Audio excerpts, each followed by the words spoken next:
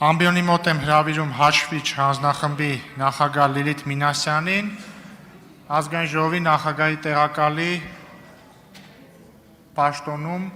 Հայկ Գոնջոյանի թեկնածության քվեարկության արդյունքները ներկայացնելու համար։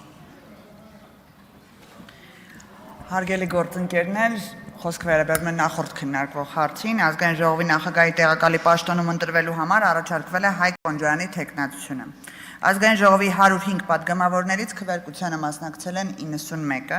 քվեատուփում առկա էր 91 քվեաթերթիկ, որոնցից անվավեր է ճանաչվել 0-ն։ Ձայները բաշխվել են հետևյալ կերպ. Հայկ Գոնջոյան կողմ 63, դեմ 28։ Շնորհավորում եմ, պարոն։ Որոշումը կայացված է, շնորհավորում եմ։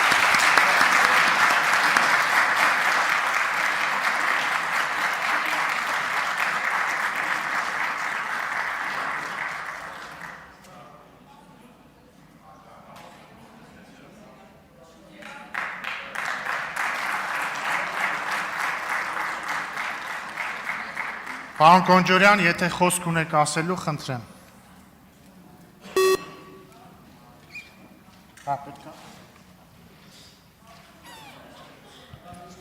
Շնորհակալություն վստահության համար։ Կերկին շնորհավորում ենք, պարոն Գոնջոյան, ես ինձ այստեղ միայնակ եմ զգում, ուրախ եմ, որ միացաք ինձ։ Հավանիչ տեսանյութը և բաժանորդագրվիչ նորությունները բաց չթողնելու համար։